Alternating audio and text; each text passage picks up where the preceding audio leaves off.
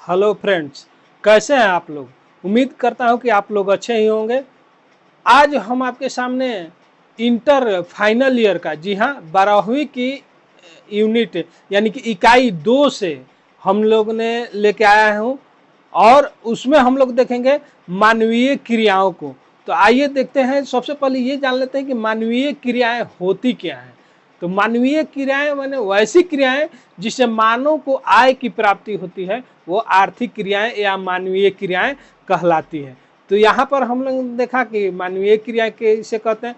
अब हम लोग ये देखेंगे कि मानवीय क्रियाएं होती कितने प्रकार की होती हैं। तो ठीक है, तो आइए देखते हैं हम लोग कितने प्रकार के होते हैं। तो इसे 5 भागों में बांटा गया है। जी हाँ, बहुत सारे बुकों में इसे 4 भागों में ही बांटा गया है, लेकिन हम लोग यहाँ पर इसके 5 भागों में बांट कर अध्ययन करेंगे। तो आइए देखते हैं कितने प्रकार की होती हैं। तो सबसे पहले यहाँ पर देखिए, प्राथमिक क्रियाएं, द्वितीय क्रियाएं, तृतीय क्रियाएं, चतुर्थ क्रियाएं और पंचम क्रियाएं, यानी कि इस प्रकार से मानवीय क्रियाएं जो है 5 प्रकार की होती है। जी हाँ, कितने प्रकार की होती है? तो 5 प्रकार की होती है और 5 प्रकार की क्रियाओं को हम लोग यहाँ पर अध्ययन करेंगे। और यहाँ पर हम लोग देखेंगे कि इसमें श्रमिकों को रंग दिया जाता है, यानी कि पूछा जाता है कि प्राथमिक क्रियाकलाप में लगे श्रमिकों को किस रंग से जाना जाता है। तो ये सारी चीजें हम लोग अध्ययन करेंगे। तो आइए सबसे पहले देखते हैं कि प्राथमिक क्रियाकलाप किसे कहते हैं।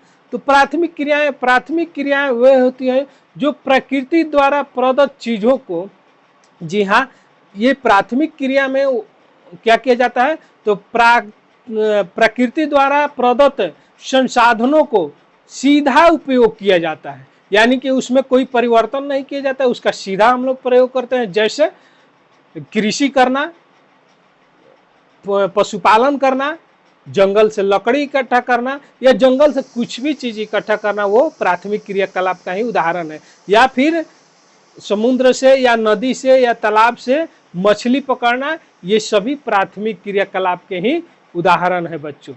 तो यहाँ पर हम लोगों ने देखा कि ये प्राथमिक क्रियाकलाप किसे कहते हैं। तो यानी कि इसमें प्राकृतिक संसाधनों का हम लोग सीधा होता है, यानी कि प्रकृति द्वारा ही इसमें। तो हम लोग द्वितीय क्रियाकलाप के बारे में देखते हैं।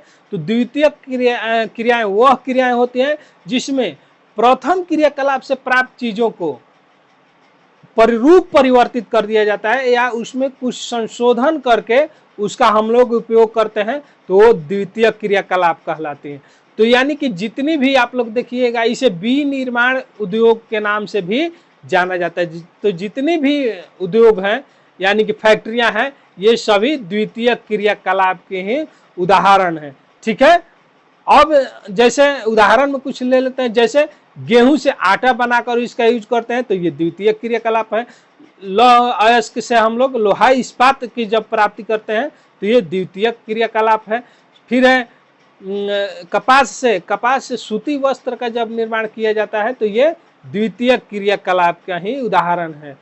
ठीक है, तो अब हम लोग देखते हैं तृतीय क्रियाकलाप। तो तृतीय क्रियाकलाप किसे कहते हैं? तो ये क्रियाकलाप जो होता है, इसे सेवा श्रेणी के नाम से भी जाना जाता है, क्योंकि ये प्राथमिक एवं द्वितीय क्रियाकलापों को अपनी सेवा प्रदान करता है। जी हाँ, अपना सर्विस प्रोवाइड करता है। तो इसीलिए इसे सेवा श्रेणी भी कहा जाता है। अब देखिए, इसमें लोग किसी वस्तु का उत्पादन नहीं करते हैं, बल्कि अपनी कार्य कुशलता एवं तकनीकी शिक्षा से क्या करते हैं? समाज की सेवा करते हैं। तो इस प्रकार से ये तृतीय क्रियाकलाप होता है। जैसे व्यवसाय हुआ, शिक्षा हुआ, फिर हुआ आपका व्यापार हुआ, पुलिस कर्मी जो है वो अपनी देते हैं सेवा, ये सभी तृतीय क्रियाकलाप के ही उदाहरण है। अब हम लोग देखते हैं चतुर्थ क्रियाकलाप। चतुर्थ क्रियाकलाप किसे कहते हैं? तो देखिए, जीन गॉटमैन, जी हाँ, ये बहुत बड़े विद्वान थे।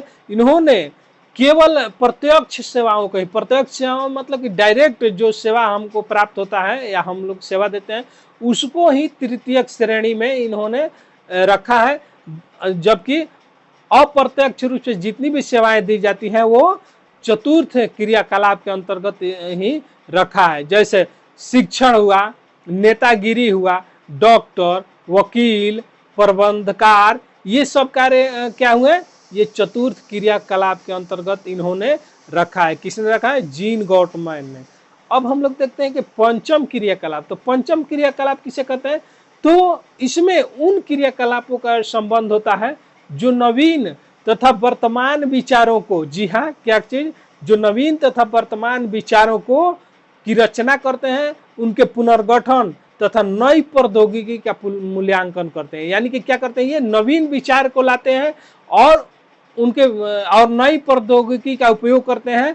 तो ये पंचम क्रियाकलाप के अंतर्गत इनको रखा गया है। ठीक है, तो जैसे इसके उदाहरण में ले लीजिए, तो जितने भी कंपनी के शीर्ष अधिकारी हैं वो इस क्रियाकलाप के अंतर्गत आते हैं।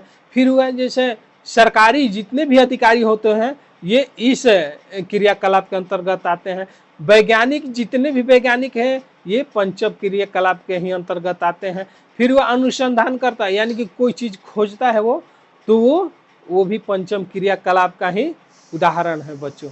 अब हम लोग देखते हैं कि बहुत बार ये देखने मिलता है कि निम्न में से, जैसे कहा जाता है कि निम्न में से ये रंग किस श्रेणी के श्रमिकों को दिया जाता है। तो जैसे प्राथमिक श्रेणी का हम लोग लेते हैं, तो यहाँ पर मैं लिख देता हूँ, इसको आप लोग एकदम याद रखिएगा, क्योंकि इससे बहुत सारा क्वेश्चन रहता है और ये बहुत सारे कंफ्यूजन हमारे मन में उत्पन्न करता है। तो प्राथमिक क्रिया को किस रंग से जाना जाता है? तो वो है लाल,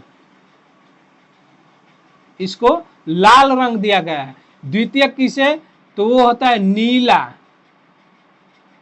नीला रंग को। फिर तृतीय किसे? गुलाबी, ठीक है। चतुर्थ किसे? तो यह है सफेद, यानी कि श्वेत रंग से। और पंचम क्रियाकलाप किसे? तो यह होता है सुनहरा, यानी कि इसको प्राथमिक क्रियाकलाप को लाल रंग से, द्वितीय को नीला रंग से, तृतीय को गुलाबी रंग से, और चतुर्थ को सफेद रंग से, और पंचम को सुनहरा रंग से भी जाना। तो आइए हम लोग अब प्राथमिक क्रियाकलाप के कुछ उदाहरणों को हम लोग बारी बारी से उसका अध्ययन करेंगे। तो सबसे पहले हम लोग देखते हैं खनन। तो खनन किसे कहते हैं? तो खनन होता है पृथ्वी के सतह के अंदर दबी शैलों से खनिजों को बाहर निकालने की प्रक्रिया को ही हम लोग खनन कहते हैं। यानी कि इस खनन में क्या किया जाता है कि पृथ्वी के अंदर जितने भी खनिज हैं उसको बाहर निकालने का कार्य किया जाता है, तो इसे हम खनन कहते हैं। अब देखिए खनन कितने प्रकार के होते हैं? तो खनन मुख्यतः दो प्रकार के होते हैं, एक विवरित खनन और दूसरा कुपिकी खनन।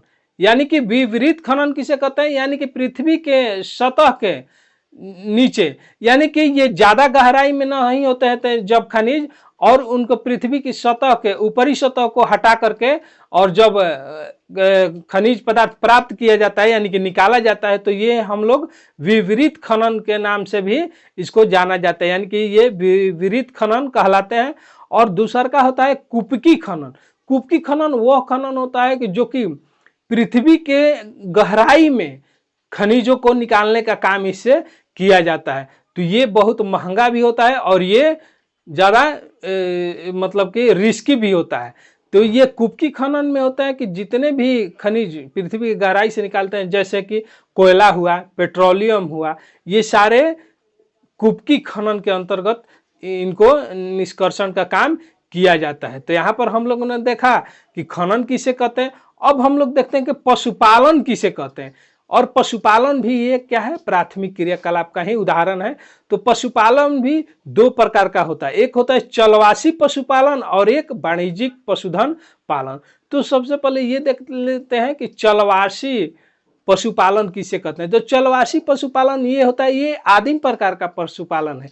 यानी कि इसमें क्या करते हैं कि लोग अपने पशुओं को एक स्थान से दूसरे स्थान तक चारे और पानी की तलाश में इधर से उधर भटकते रहते हैं। ये अपने पशुओं को चराते रहते हैं, यानी कि आज यहाँ पर हैं तो कल वहाँ पर हैं, इनका कोई निश्चित मतलब कि बसाव नहीं होता है, और एक स्थान से दूसरे स्थान तक ये चारे और पानी की तलाश में घूमते रहते हैं। तो ये हुआ चलवासी पशुचालन। और इसकी और भी विशेषताएं हैं, जैसे कि इसमें प्रकृति द्वारा इसका पशुपालन किया जाता है। इसमें वैज्ञानिक ढंग से इनका देखरेख नहीं किया जाता है, यानी कि भगवान भरोसे जो होता है वही सब किया जाता है। अब है वाणिज्यिक पशुधन। तो वाणिज्यिक पशुधन वह पशुधन है, यानी कि इसमें वह वैसे ढंग से पशुपालन किया जाता है, ये वैज्ञानिक ढंग से किया जाता है और बड़े बड़े बाड़ों में, बाड़ों समझते होंगे जहाँ पर जानवरों को रखा जाता है, वहाँ पर इनका पशुपालन किया जाता है और इनकी देख रेख के लिए डॉक्टर भी मुहैया कराया जाता है और ये वैज्ञानिक ढंग से इनकी जो है पशुपालन किया जाता है। और ये मुख्य रूप से ये व्यापार के लिए करते हैं लोग, जैसे मांस के लिए, दूध के लिए, चमड़ा के लिए, ये सारे चीज वाणिज्यिक पशुधन पालन के अंतर्गत ही आता है। तो यहाँ पर हम लोगों ने देखा कि पशुपालन। अब हुआ जैसे मान लीजिए कि संग्रहण भी होता है, ये प्राथमिक क्रियाकलाप का ही उदाहरण है। संग्रहण क्या करते हैं, जंगल से कोई चीज इकट्ठा किया जाता है, जैसे लकड़ी ही इकट्ठा किया जाता है, या फिर रेशम प्राप्त किया जाता है, फिर सूती वस्त्र प्राप्त किया जाता है, फल प्राप्त किया जाता है, फिर हुआ गोंद, लाख, ये सब संग्रहण के अंतर्गत ही आते हैं। तो यहाँ पर हम लोगों ने देखा कि खनन किसे कहते हैं, फिर हुआ संग्रहण किसे कहते हैं, पशुपालन किसे कहते हैं।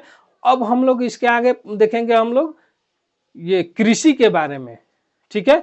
तो इसको हम लोग बहुत डिटेल्स में समझेंगे। इस वीडियो को यहीं पे समाप्त किया जाता है और आगे उस वीडियो को देखना न भूलिएगा, क्योंकि उसमें कृषि को बहुत ही डिटेल से आपको बताया जाएगा। तो ठीक है बच्चों, ओके बाय।